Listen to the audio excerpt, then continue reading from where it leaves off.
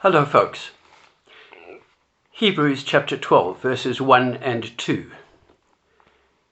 Therefore, since we are surrounded by so great a cloud of witnesses, let us also lay aside every weight and the sin that clings so closely, and let us run with perseverance the race that is set before us, looking to Jesus, the pioneer and perfecter of our faith, who, for the sake of the joy that was set before him, endured the cross, disregarding its shame, and has taken his seat at the right hand of the throne of God. This cloud of witnesses that the writer to the Hebrews is talking about is described in some detail in chapter 11, the previous chapter of his letter to the Hebrews. And the cloud of witnesses includes by name Abel, who honored God by offering an acceptable sacrifice to him, as opposed to his brother Cain. Enoch, who mysteriously was taken to glory without dying. Noah, who believed God and built an ark because he knew that a huge flood was coming. Abraham, who obeyed God and set out for the promised land, as did Isaac and Jacob, his successors. Abraham again, who believed God would fulfill his promise and give him a son and heir by Sarah, even in their old age. Abraham again, who was ready to offer up that son and heir, Isaac, as a sacrifice, because surely he misconstrued God's purposes and thought that God was requiring him to be ready to sacrifice that son. The author of that letter mentions Isaac, who blessed Jacob instead of Esau. Esau was the firstborn, and Esau only got a kind of second-rate blessing, because Jacob and his mother tricked the old man. And so he gave to Jacob the blessing that was appropriate for the firstborn. Jacob, he mentions, who blessed Joseph's sons when they were all together eventually in Egypt. Joseph, who believed in the exodus from Egypt and gave instructions about his burial there in his own land rather than in Egypt. Moses' parents, who hid him for a period of time so that he was not put to death along with other male infants under the age of 2.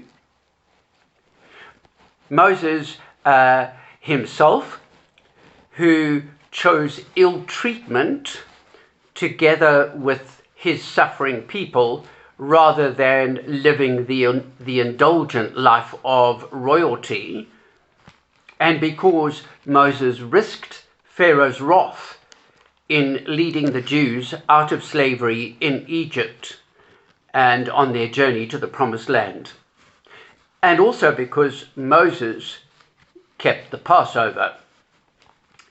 So he also is regarded as one of the great heroes of the faith. Then the writer to the Hebrews mentions the people themselves, the people who were led out of Egypt. And it's interesting that he refers to them also as being great people of faith. And he even mentions Rahab, the prostitute, because she was hospitable towards Joshua's spies,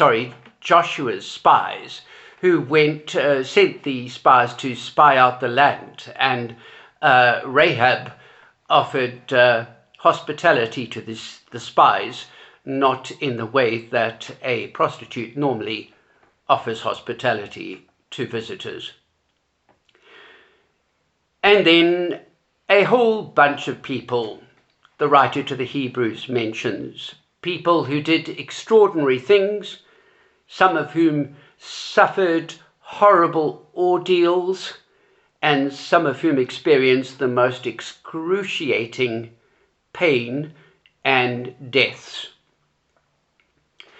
These people, according to the author, had incredible exemplary faith. They did not balk at hardship and suffering. And during their lifetime, they did not receive great consolation. So these people were all driven by a vision of something better, of a new world, a new kingdom, of something awaiting them that God had promised. And so they continued through their lives this great ordeal, often of struggling and suffering and commitment and zeal and gritting their teeth and standing up for what was right. They did all of this without receiving any great comfort or consolation, but believing implicitly that the consolation and the comfort would await them in the next life. And it's interesting, of course, that these great people of faith were by no means perfect, and we're very aware of that. We know, for instance, that Noah, I think, exemplary in every respect, he was a righteous man, but we do know of an incident where he got drunk and lay naked, and his sons saw him, or at least one son saw him in his nakedness. Not that that's a great crime, but nevertheless Noah was not perfect. I've mentioned Jacob, who together with his mother conspired to earn the blessing of Isaac, his father, and to receive that blessing instead of Esau, who in fact had sold to Jacob his birthright. We know Joseph was very inspiring in the way that he was ready to forgive his brothers ultimately when they arrived in Egypt to buy grain. But Joseph must have been an absolute pain to live with, because he was driven by a sort of super spiritual understanding of himself as being a kind of hero, which is fine if God gives you that, but keep your mouth shut. And we know that Moses was not perfect, and so in the end God decides that Moses is not going to inherit the promised land. He's going to see it from a distance. All of these people, some of the people that we know from the Old Testament scriptures that are regarded as people of incredible faith and who inspired the people of God, all of them were far from perfect. And of course, the writer to the Hebrews doesn't mention King David at all, although in many ways he is one of the very sort of thrilling, warm and personal, real people in the Old Testament, and has got some wonderful attributes apart from his very well-known grievous sins. And of course there was the prophets don't get a mention either. There was Elisha, both Elijah and Elisha, who did astonishing things, bringing people back to life from death, and all sorts of wonderful other things that God did actually through them. But nevertheless, they were amazing. But Elisha, of course, became quite a crabby old man, a grumpy old codger. All of these people, plus a host of others, form this enormous, invisible cloud of witnesses. We don't know a great deal about these people apart from the pages of the Old Testament, but we know enough to be utterly convinced that none of them was perfect. Yet, in some striking ways, they exemplified true faith. There is a huge cloud of witnesses that inspire us because of their examples of faith, and who are imaginary spectators in the stands of the great arena where we are running our own race. There are, of course, all sorts of people in the New Testament, including some much more likable people than we find in the Old Testament, but even they are by no means perfect. And of course, we think of Matthew and Mark and Luke and John, and we think of Peter and Paul and so on and so forth. We think of Stephen, the first Christian martyr, wonderful people. But then we go beyond the pages of the written scriptures, and we think of people who have inspired and encouraged us. All these people form this great cloud of witnesses. They are applauding, they are encouraging us, they are cheering us on.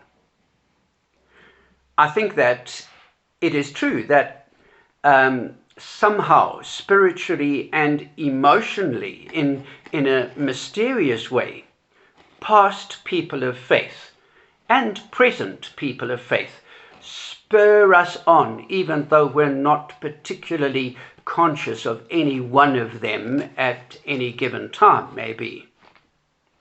Who would we like to include by name in this great cloud of witnesses?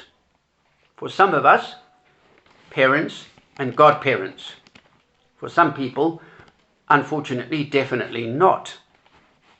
For some of us, even past priests and ministers who, despite their foibles and glaring imperfections, helped show us the way. And there have been other people that we have known, leaders who have shown great integrity.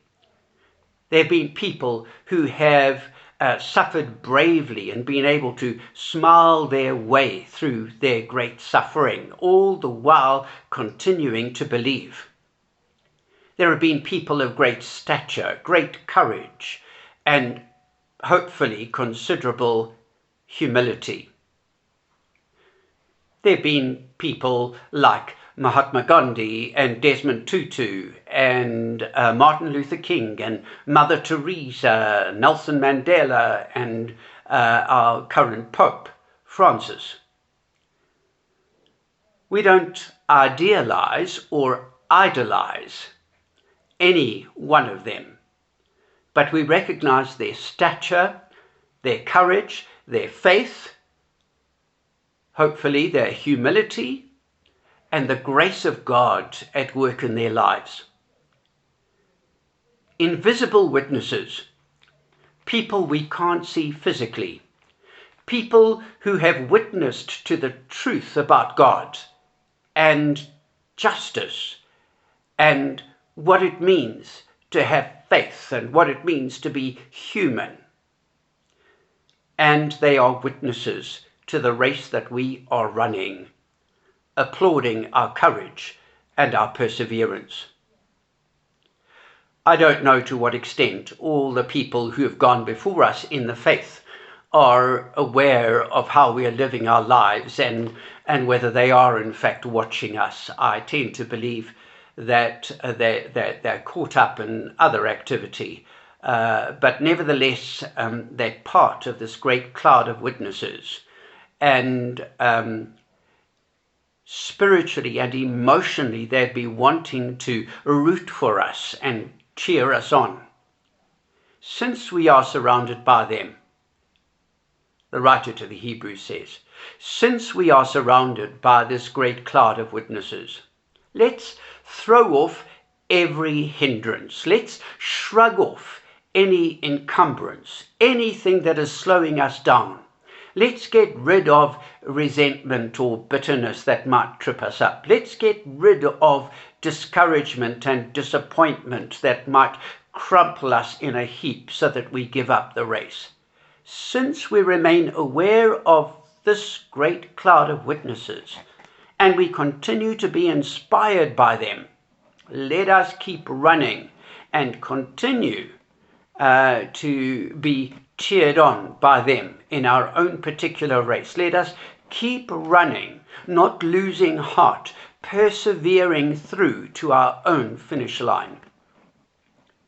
We acknowledge their existence. We remember them. We give thanks for them. Sometimes we think about them. We reflect on them. We focus on what it is about them that has really inspired us and given us strength and courage for our own journey. We acknowledge that none of them is perfect. None of them, biblical figures or people that we have known personally, none of them is perfect. We don't want rose-tinted spectacles, so these people appear so good that they are not real. Mostly, I think that we are inspired by people who have shown incredible faith. People who've shown incredible faith in God and in a sense of their own calling, and our calling to recognize everyone's dignity. People who've shown great faith and conviction regarding the